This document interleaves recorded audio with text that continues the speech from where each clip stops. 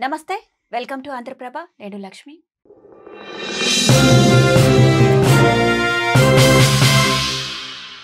Senior journalist RSU పూర్వ విద్యార్థి భరద్వాజ గారు మనతో ఉన్నారు. సార్ నమస్కారం. నమస్తే. అగ్రనాయకులు ఎవరైతే ఉన్నారో కొంతమంది సరెండర్ అయిపోయారు. కొంతమంది చంపబడ్డారు. అవును. మరి ఈ తరుణంలో మావోయిస్ట్ పార్టీ అనేది భవిష్యత్తులో ఉంటుందంటారా? ఉనికి ఉంటుందా? కోల్పోతుందా? ఉనికి ఖచ్చితంగా ఉంటుంది. హ్మ్. ఖచ్చితంగా ఇప్పుడు వాళ్ళు మాట్లాడుతోంది అదే. మనం వెళ్లి లొంగిపోవద్దు. మన అవసరం ప్రపంచానికి ఉంది. ప్రజలకుంది. ప్రజలు రకరకాల సమస్యలతో బాధపడుతున్నారు. మొన్న సరెండర్ అయినప్పుడు వేణుగోపాల్ సరెండర్ అయినప్పుడు, అలాగే వాసుదేవరావు సరెండర్ అయినప్పుడు వీళ్ళ ఆయుధాలు తీసుకుని వాళ్ళు రాజ్యాంగ ప్రతులు ఇచ్చారు వీళ్ళకి. రాజ్యాంగం అంటే మేము ఎలాగూ వాడటం లేదు రాజ్యాంగాన్ని. కాబట్టి మీరు చదువుకోండి ఆ పుస్తకాన్ని అని చెప్పి వాళ్ళకి అప్పజెప్పినట్టుగా ఉంది సీన్ అది. వీళ్ళకి ఉపయోగపడని ఆయుధాలు వీళ్ళు తీసుకెళ్ళి వాళ్ళకిచ్చారు. హుహు. వాళ్ళు వాడని రాజ్యాంగాన్ని వీళ్ళకిచ్చారు. అదొక విచిత్రమైనటువంటి సన్నివేశం. మొన్న వీళ్ళిద్దరి లొంగుబాటు సందర్భంగా మనం చూసాం. అంటే 90 దశకం ప్రారంభంలో అంటే 95 నుంచి సంస్కరణలు వేగవంతమైనాయి. 95 నుంచి రాజ్యాంగాన్ని చంపేయటం అనే ప్రోగ్రాం కూడా నడుస్తూ వస్తోంది. భారత రాజ్యాంగానికి ప్రత్యామ్నాయ రాజ్యాంగాన్ని నిజానికి 24లో గెలిచిన తర్వాత ఎన్డీఏ ప్రభుత్వం పార్లమెంట్లో ప్రవేశపెట్టాలని అనుకుంది. కానీ వాళ్ళు 60 సీట్లు కోల్పోయారు. కొత్త సీట్లు గెలవకపోగా ఉన్న సీట్లలో 60 కోల్పోవడం వలన వాళ్ళు ఆ ప్రయత్నం చేయలేదు. ఆగారు, హోల్డ్ అయ్యారు. కాబట్టి రాజ్యాంగం పరిస్థితి గందరగోళంగా ఉంది. రాజ్యాంగం అమలుకు నోచుకోవడం లేదు. రాజ్యాంగాన్ని ఉల్లంఘించి విపరీతంగా ప్రకటనలు చేస్తున్నాడు హోంమంత్రి గారు. ఆఖరి మావోయిస్టును 26 మార్చి 31లో చంపేస్తామని చెప్పడం రాజ్యాంగ ఉల్లంఘనే. దాని మీద ఎవరూ కేసేయలేదు ఈ రోజు వరకు ఆయన మీద. అలాగే సుదర్శన్ రెడ్డి గారు, జస్టిస్ సుదర్శన్ రెడ్డి ఆయన ఉపరాష్ట్రపతి ఎన్నికల్లో పోటీ చేసినప్పుడు ఆయన మీద దాడి చేశాడు అమిత్ షా గారు. దాడి చేస్తూ ఆయన సల్వాజుడుంకి వ్యతిరేకంగా జడ్జిమెంట్ ఇవ్వటం వలన మావోయిజం ఇంకా బతుకుంది. ఆ రోజున ఆయన జడ్జిమెంట్ ఇవ్వకపోతే మావోయిస్టులను 20 ఏళ్ల క్రితమే నిర్మూలించేవాళ్ళమని మాట్లాడాడు. ఎందుకు సుదర్శన్ రెడ్డి గారు ఆ జడ్జిమెంట్ ఇచ్చాడు ఆ రోజున సుప్రీంకోర్టులో ఉండి? అంటే ఎవరైనా సరే ప్రైవేట్ ఆర్మీని నడపటం అనేది తప్పు అనేది కాన్స్టిట్యూషనల్ వ్యవహారం. కాన్స్టిట్యూషన్ అనుమతించని వ్యవహారం. అందుకని కాన్స్టిట్యూషనల్ కాదు కాబట్టి, రాజ్యాంగ వ్యతిరేకంగా ఉంది కాబట్టి ఆయన సల్వాజుడుం తప్పు అని జడ్జిమెంట్ ఇచ్చాడు. ఆ జడ్జిమెంట్ మేరకు అది రద్దు చేయాల్సినటువంటి పరిస్థితి వచ్చింది అక్కడ ప్రభుత్వానికి ఛత్తీస్‌గఢ్‌లో. కాబట్టి ప్రైవేట్ ఆర్మీలను మేము ప్రోత్సహిస్తాం. రాజ్యాంగం అనుమతిస్తుందా లేదా అనే దాంతో మాకు సంబంధం లేదు అని రాజ్యాంగం మీద ప్రమాణం చేసి హోంమంత్రిగా ఉన్నటువంటి అమిత్ షా గారు నిస్సిగ్గుగా మాట్లాడాడు. ఆయన్నెవరూ ఏమీ అనలేదు, ఖండించలేదు. ఆయన నోటికొచ్చినట్టల్లా మాట్లాడుతున్నాడు రోజు. ఆయన మాట్లాడుతున్న ప్రతి మాట రాజ్యాంగ ఉల్లంఘనే. దాని మీద విస్తృతమైనటువంటి చర్చలు జరగాల్సిన అవసరం ఉంది. ప్రజలు నానా కష్టాల్లోనూ ఉన్నారు. నేను ఇందాక చెప్పినట్టుగా ఈ కంపార్ట్మెంటల్ పద్ధతిలో జనాలు విడిపోయి ఎవరికి వారు బతికేస్తున్నారు. ఎవరి జీవితాన్ని వాళ్ళు బతికేస్తున్నారు. ఎవరి గందరగోళాలు, ఎవరి కష్టాలు వాళ్ళు దిగమింగి బతుకుతున్నారు. దోపిడీ విపరీతంగా జరుగుతోంది. అవకాశాలు దొరికినాయి. అంటే మా రోజుల్లో అంటే మేము డిగ్రీ చేస్తున్న రోజుల నాటి పరిస్థితి ఏంటంటే, పని చేస్తామన్నా గానీ పని దొరికేది కాదప్పుడు. మాకు ఈ స్కిల్ ఉంది అని చెప్పినా గానీ ఉద్యోగాలు దొరకని పరిస్థితి. ఎక్కడికో వెళ్లి వెతుక్కోవాల్సినటువంటి ఓ దౌర్భాగ్యం నడిచింది. 'ఆకలి రాజ్యం' అనే సినిమా కమల్ హాసన్‌ది వచ్చింది అప్పుడే. ఇప్పుడు 'ఆకలి రాజ్యం' లేదు. అంటే పని చెయ్యాలి అనే సిన్సియారిటీ మీకుంటే పని దొరుకుతుంది. సాయంత్రానికి నేను డబ్బులు సంపాదించుకోవాలి అనుకుంటే ఎక్కడో చోట ఏదో ఒక పని, ఏ పనైనా చేయొచ్చు. ఏదో ఒక పని చేయడానికి అవకాశం దొరుకుతోంది అనే ఒక పాజిటివ్ ఇది ఉంది. మార్కెట్ ఎకానమీ ఆ గ్యారంటీ ఇస్తుంది. కానీ ఈ గ్యారంటీ ఇస్తూనే తగిన వేతనాలు ఇవ్వదు. పెరిగిపోతున్న ఖర్చులు, అలాగే పెరిగిపోతున్న ధరల్ని మీట్ అయ్యేటువంటి ఆ ఇన్‌కమ్ అయితే వాళ్ళు క్రియేట్ చేయరు. దోపిడీ అనేది చాలా విస్తృతంగా జరుగుతుంది. దీనికి రకరకాల కారణాలుంటాయి. ఇప్పుడు ఉదాహరణకి గత 6 సంవత్సరాల నుంచి కూలీ రేట్లు ఎక్కడా పెరగలేదు. 6 సంవత్సరాల నుంచి ఎక్కడైనా కూలీ రేట్లు పెరిగాయి. మీరు స్టాటిస్ మొత్తం లెక్కల్లో గణాంకాల్లోకి వెళ్లి చూస్తే ఎక్కడా అది కనిపించదు. ఎందుకు ఈ పరిస్థితి ఉంది? అంటే మేము ఉపాధి కల్పిస్తున్నాం కదా అని మాట్లాడతారాళ్ళు. ఉపాధి కల్పిస్తున్నారు సరే. ఏదో బతకండి అని చెప్పి డబ్బులిస్తున్నట్టు ఉంది తప్ప, మంచి జీవితం గడపండి. జీవించే హక్కును రాజ్యాంగం గ్యారంటీ చేసింది గదా! ప్రకృతి ఇచ్చిన హక్కది. అది రాజ్యాంగం గ్యారంటీ ఇచ్చింది. ఆ జీవించే హక్కంటే గౌరవప్రదంగా జీవించటం, ఉన్నతంగా జీవించటం. దానికి అవకాశాలు లేవిక్కడ. కాబట్టి జనాలు సఫర్ అవుతున్నారు. జనాలు దోపిడీకి గురవుతున్నారు. ఆ ఏరియాలో మాట్లాడాల్సినటువంటి పరిస్థితి ఉంది వీళ్ళకి. కానీ సాయుధ రూపంలోనూ అలా కుదరకపోవచ్చు.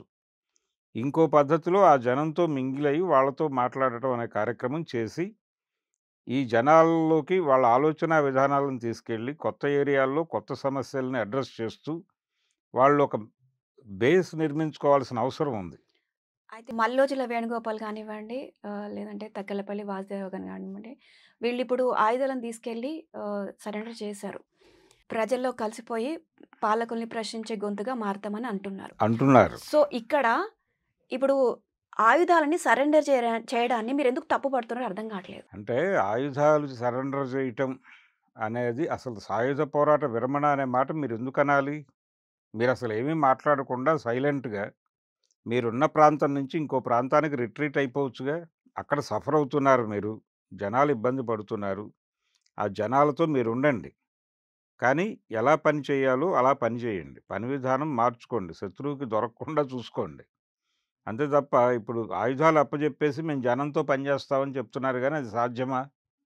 వీళ్ళు చేస్తారా అనేది అనుమానమే. అటువంటిదేమీ ఉండదు. ఇప్పుడు వీళ్ళతో పాటు సరెండర్ అయినటువంటి వాళ్ళందరూ కూడా ఆదివాసులే. మెజారిటీ పీపుల్ సాధ్యం ఆదివాసీలు. కాదు అన్నప్పుడు నెక్స్ట్ ప్లాన్ ఏంటి మరి? మావోయిస్ట్ పార్టీ ఇప్పుడు అక్కడ సరెండర్ ప్రజల్ని అయిన వాళ్ళు ఇప్పుడొచ్చిన ఎవరైతే అగ్రనేతలున్నారో వాళ్ళది నెక్స్ట్ ప్లాన్ ఏంటి? ఏమై అదే ఉండొచ్చు? చెప్తున్నాను నేను. వాళ్ళతో పాటు వచ్చిన క్యాడరు ఎక్కడికెడుతుంది? తిరిగి అడవికే వెడుతుందది. వాళ్ళు అక్కడి నుంచే వచ్చారు. వాళ్ళ గ్రామాలు అక్కడే ఉన్నాయి. అడవుల్లోనే ఉన్నాయి. వాళ్ళు తిరిగి అక్కడికే వెడతారు. వాళ్ళు తుపాకీ ఇక్కడ ఇచ్చారు గానీ, అడవిలో ఉండే ప్రతి ఆదివాసీ కూడా ఆయుధంతోనే బతుకుతాడు.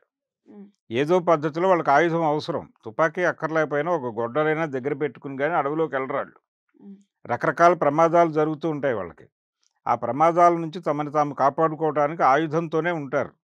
అసలు సాయుధము, ఆయుధంగా ఉండటము అనేది ఆదివాసుల నుంచి ప్రపంచం నేర్చుకుంది. అల్లూరి సీతారామరాజు కూడా అడవికి వెళ్ళిన తర్వాత ఆయుధం ఆయన చేతికొచ్చింది గానీ, ఆయన ఆయుధం పట్టుకోమని ఆదివాసీలకు చెప్పలా.